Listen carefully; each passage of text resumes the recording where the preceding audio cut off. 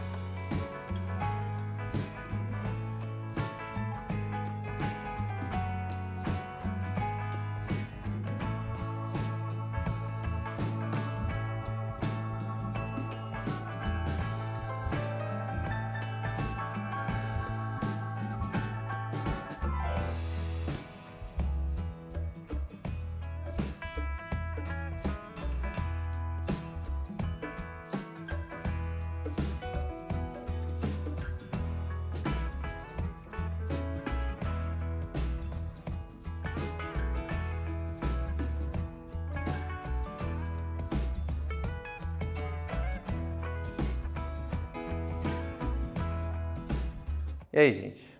Fizeram? Então vamos lá. Vamos ver se está batendo aí.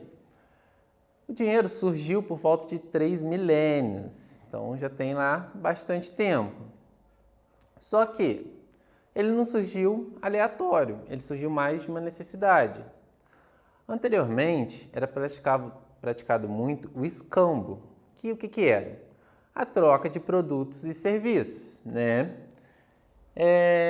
Por exemplo, eu trocava lá um serviço, um trabalho, uma construção, por tantas quantidades de batata, ou por tantas quantidades de ovelha, enfim, fazendo dessa forma. E isso foi ficando inviável, né? Tipo, não tem como eu calcular, mensurar esse valor para todas as coisas, né? Tipo, quantas batatas vale determinado animal, determinado boi? Então, ficou meio que complicado de fazer esse cálculo. E, então, o que foi pensado? Criar medidas, mecanismos de unificar, onde tivesse uma grandeza que valesse para todos os produtos ou serviços. Tranquilo? Então, surgiu mais ou menos uma necessidade. Surgiu simultaneamente, né, pelo que tem de dados históricos, na Mesopotâmia e na China, né, cada um com a sua forma, lembrando, né, não tinha internet na época, então não foi assim um processo rápido e também não foi um processo de uma vez só. Foram criando mecanismos para trocar. Por exemplo, na China, o que eles fizeram em algumas regiões? Eles pegavam pequenas espadas confeccionadas, pequenas mesmo, e mensuravam valor e, de acordo com aquele valor que essas espadas tinham, eles calculavam relativo a determinado produto. Por exemplo, eu tenho um boi de tal peso. Ele vale uma determinada quantidade de espada. Tranquilo? Gente, só lembrando, pequenas espadas, são réplicas, como se fosse. E aquilo se tornou como se fosse o dinheiro. Lembrando que dinheiro não era necessariamente físico, né? Físico não, cédulas, como a gente tem hoje, né? Poderia ser utilizado outros métodos, como foi utilizado libras de prata também, que aí já foi mais na região da Mesopotâmia. Tranquilo? E a matemática financeira, o que tem a ver nisso, né? Foi o empréstimo. Foi começando, vamos pensar lá. O empréstimo já era praticado também, desde antes. Por quê? Na agricultura, se eu tenho lá 20 sacos de feijão, eu posso emprestar esses 20 sacos para várias pessoas poderem plantar também, e quando eles colherem, eles me devolvem a parte que eu emprestei, né? Ou seja, isso aí já existia. Só que o dinheiro também veio isso. Então vamos lá. A parte do câmbio, só para a gente criar aqui uma linha de raciocínio. Câmbio. Cada país começou a desenvolver seu próprio mecanismo de dinheiro, né? Seu mecanismo financeiro, sua unidade de troca de mercadoria. Então foi feito o câmbio. O câmbio as casas de câmbio repararam que o empréstimo, se eu te emprestei, aquilo tem que retornar para mim. Só que, eu vou te emprestar, mas eu preciso também ter uma vantagem nisso, né? Não vai ser só ceder e depois daquele determinado tempo você vai me retornar aquele mesmo valor. Então, eles começaram a cobrar como se fosse taxas. Tranquilo? Que também já era praticado. Por exemplo, nesse caso do feijão. Não era cobrado taxas nitidamente financeiras, de dinheiro, Mas quando lá você me retornasse, você pegou um saco de feijão comigo. Você me retornava 1,5 saco, por exemplo, né? Porque você usou meu produto. Foi daí que nasceu o conceito de banco, né? Se eu guardava, o cambista também ele tinha esse hábito de guardar. Hábito não, é a necessidade, né? Se eu viajasse para outro país, enfim. E daí nasceu o conceito de banco. Então, tudo foi construtivo, que demandou também muito tempo, gente. Não foi de um tempo, de um momento para o outro, tranquilo? Então, basicamente, a matemática financeira ela já começa daí, né? Basicamente, partindo do princípio de dinheiro, princípio financeiro. Aqui a gente tem alguns exemplos de matemática financeira. Utilizado principalmente em aplicações financeiras, né?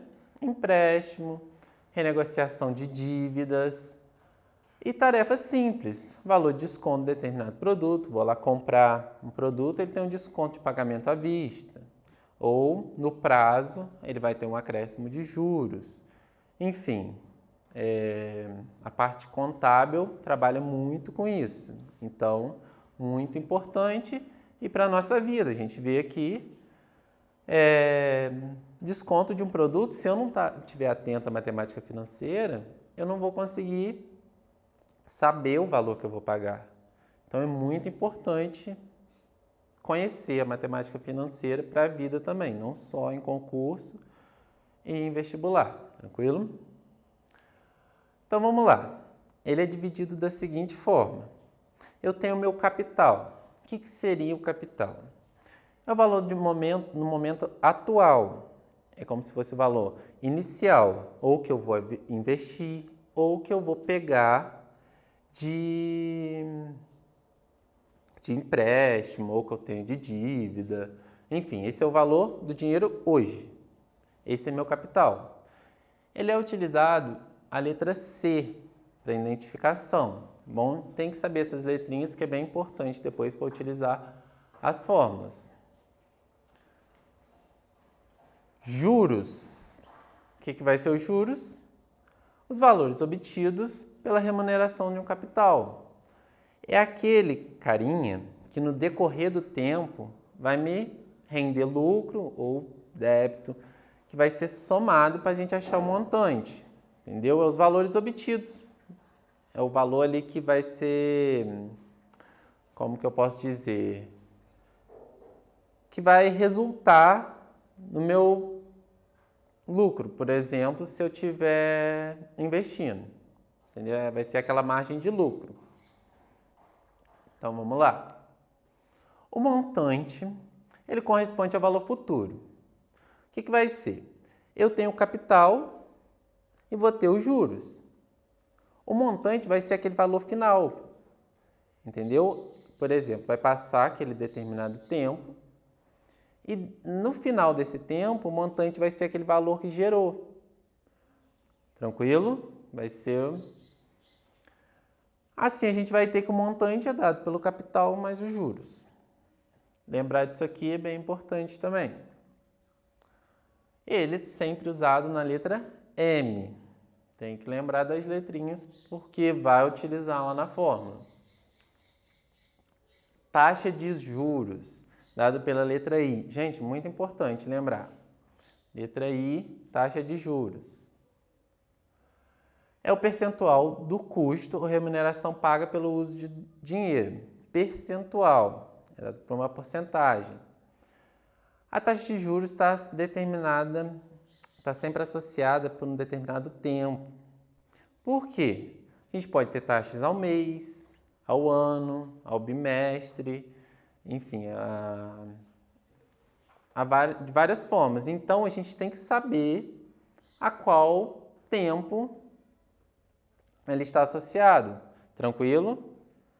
Então, ele está sempre associado também a uma porcentagem, tantos por cento ao mês. Tranquilo? A gente vai ver também na próxima aula detalhado como funciona a porcentagem. Então, a gente chega aos dois casos de juros que a gente tem, que são fundamentais na matemática financeira. Primeiro deles, juros simples. Eles são calculados levando em consideração um determinado período. O que vai ser? O juros simples, ele vai pegar o período todo e vai calcular a taxa de juros sobre aquele capital inicial, o capital do início, né? Ficou aí um gancho estranho, capital inicial. Mas vamos lá. Aquele dinheiro que eu tinha no início. E vai calcular em cima desse dinheiro que eu tinha no início a taxa de juros e o determinado tempo que eu tenho e vai me retornar os juros, o valor dos meus juros. E ele é calculado pela forma J, juros, é igual ao capital, vezes a minha taxa, vezes o meu tempo. T aqui, tempo. Tranquilo? Então, vamos lá. Juros compostos. É chamado de capitalização acumulada, pois ao final de cada período, os juros incidem sobre o capital inicial são incorporados. O que é isso? É o famoso juros sobre juros. Por quê? Ele tem o período dele, né, que vai estar lá capitalizando, enfim. Só que a cada mês, a cada determinado período de tempo, vai incidir um novo juros sobre ele. Por exemplo, vou dar um exemplo aqui mais prático. Se eu pego lá um investimento, vou investir R$1.000 no regime de capitalização de juros compostos. Durante 10 meses. Passado um mês, já vai ter gerado uns juros, né? Vamos botar que minha taxa tá 10% ao mês. Só um exemplo, né? Que é bem complicado ter esse valor. Mas 10% ao mês. Depois de um mês, ele já vai ter gerado uma certa taxa, já vai ter um valor diferente. O próximo mês, ele vai ser gerado em cima desse valor anterior. E assim sucessivamente, até o 10º mês. Ou seja, vai dar um valor muito maior do que se fosse no juros simples. Entendeu? Ele tem juros sobre os juros. Entendeu? Ele é como se fosse gradativo, vai acumulando em cima do valor anterior, não ao valor inicial, não ao valor do capital somente. Primeira questão. Um investidor aplicou a quantia de 8.000 a taxa de juros compostos de 4% ao mês. O montante que esse capital irá gerar em 12 meses é de... Primeiro detalhe que eu vou colocar aqui, vou até voltar nessa parte aqui de juros compostos, que vocês vão anotar também no caderno, que é a fórmula dos juros compostos, que não está anotada ali. Ele vai ser dado pelo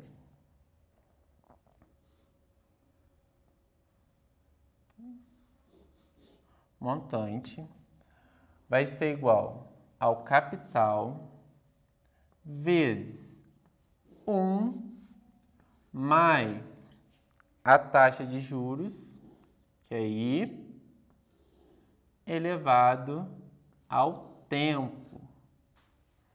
Tranquilo? Anotem essa informação no caderno. Fundamental. Tranquilo? E vou dar uma dica para vocês estarem fazendo essa questão. O investidor aplicou a quantia de 8.000.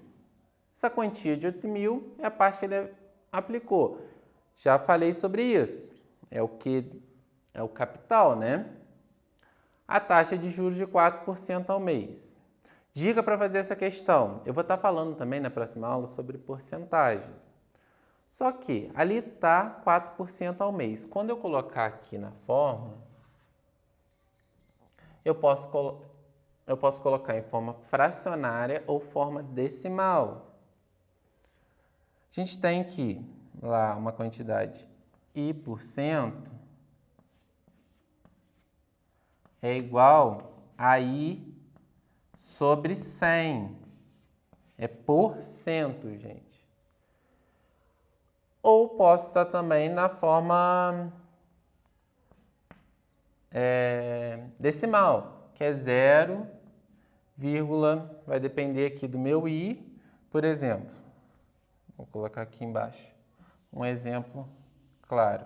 Vou colocar aqui no caso o da questão. Vou dar uma ajuda bem boa. 4%. Eu tenho 4%. Vai ser igual a 4 sobre 100, que é a mesma coisa que 0,04. Então, aqui dentro, eu não posso usar isso aqui. Eu tenho que usar essa forma aqui, fica um pouco mais complexa para mim poder resolver. Estaria certo? Mas é melhor que eu utilize essa aqui. Então, quando eu for substituir aqui, eu substituo o 0,04. Tranquilo? E 12 meses, que é meu tempo. Lembrando, gente, outra coisa que eu vou falar e vou lembrar novamente. Olha, tenho 12 meses, para minha taxa está 4% ao mês. Isso é muito importante. Minha taxa está na mesma,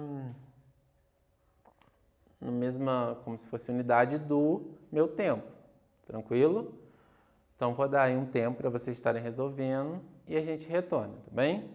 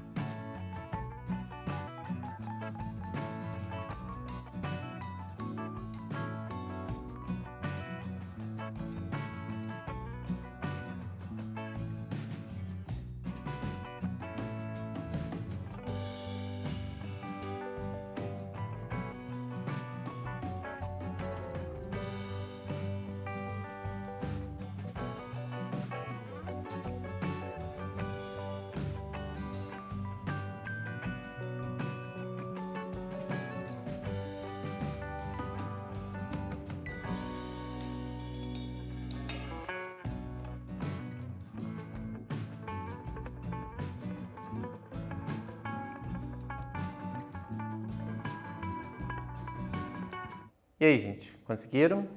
Só lembrando que a gente vai estar vendo isso novamente em outras aulas. A gente vai ter também a aula de porcentagem, então fiquem tranquilos quanto à resolução. A gente tem que estar construindo o pensamento, né? Tipo, para depois retomar esse conteúdo e ver lá se fez certinho, tranquilo? Então vamos lá, vou pegar as informações que eu tenho. Primeiro detalhe, meu capital. A gente já tem que é 8.000. Depois, vou pegar a minha taxa de juros, que eu vou colocar em forma decimal, né? Que eu falei que eu tenho que ter forma fracionária ou decimal. A forma decimal é melhor de utilizar. Elevado ao tempo, que é 12. Então, vamos lá. Vou ficar com 8.000. 1 mais 0,04, 1,04 elevado a 12. M, vou fazer aqui primeiro. Façam aí na calculadora ou, enfim, já que é uma tabela. Eu fiz aqui de cabeça, que é uma questão simples. Cheguei aproximadamente, gente, colocar uns valores aproximados, mas se colocaram a dízima também não tem problema, que a gente trabalha com valores aproximados. 1,6, tranquilo? Então, eu tenho aqui M, vou fazer essa multiplicação, 8.000 vezes 1,6, vai ser igual a 12.800, é verdade. Tranquilo, pessoal? Se chegar a um valor um pouquinho maior, mudança nos centavos, esse é um valor aproximado. A gente está meio que arredondando, tá bom? Então, bem tranquila essa questão, né? Então, vamos lá. Vamos dar continuidade. Outra questão. Se o capital de R$1.000 rende mensalmente R$25, qual é a taxa anual de juros no sistema de juros simples? Então, aqui, ele me dá o capital, ele me dá os juros, né, que rende mensalmente R$25, e pergunta qual a taxa anual de juros no sistema de juros simples. Então, a gente vai utilizar a fórmula lá do juros simples, tá bom? Então, façam aí, vou dar mais um tempo para a gente estar retornando.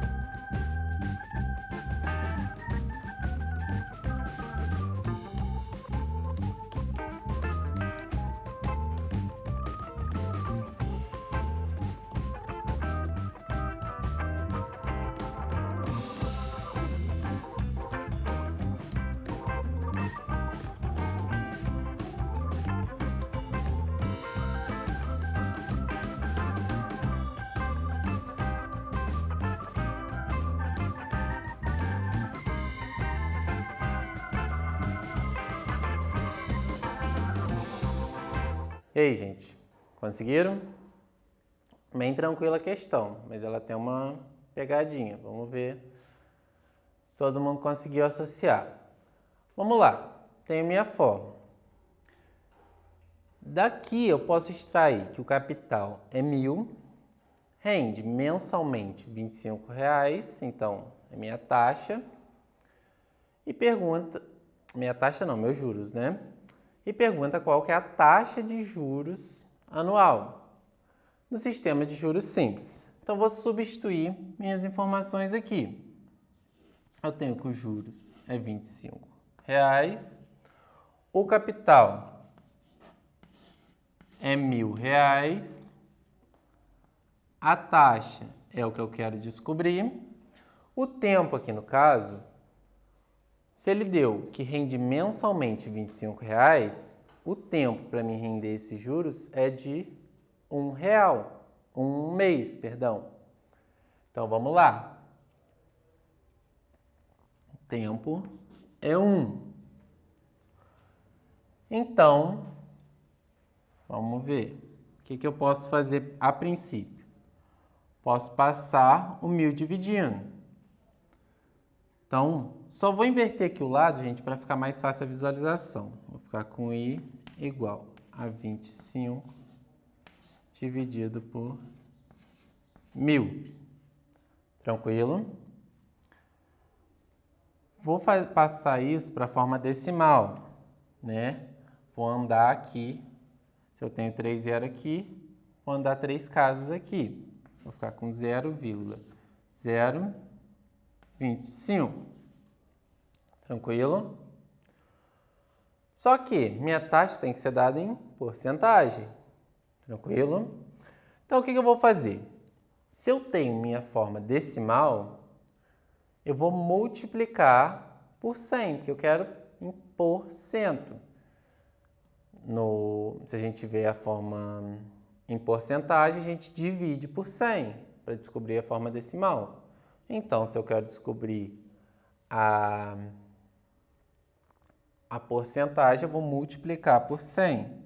Então, eu vou ficar com I igual 0,025 vezes 100. Isso aqui vai ser igual a, vou andar 2 casas para cá, 2,5%. Agora é que eu tenho que estar atento, gente. Ele me pede a taxa anual. Isso numa questão de vestibular, uma questão de concurso, é muito importante vocês estarem atentos. Porque na minha alternativa vai ter o 2,5%. Então, se eu não ler bem a questão, eu não vou reparar que é a taxa anual. Eu encontrei aqui a taxa mensal. O que eu tenho que fazer? Multiplicar 2,5 vezes 12, né? Se eu tenho um mês, eu vou ter 2,5. Quero descobrir anual, vou multiplicar por 12. Isso aqui vai ser igual a 30% ao ano. Vou colocar aqui ao ano. Aqui em cima está ao mês, 2,5 ao mês, 30% ao ano. Agora sim, eu tenho o que a questão está me pedindo. Tranquilo? Então, basicamente é isso. Nessa aula a gente vai ficando por aqui. Agradeço muito a participação de vocês, espero que tenham compreendido. Verifiquem lá o Google Classroom para poder estar vendo mais atividades, estar acompanhando, tá bem? E grande abraço e até a próxima.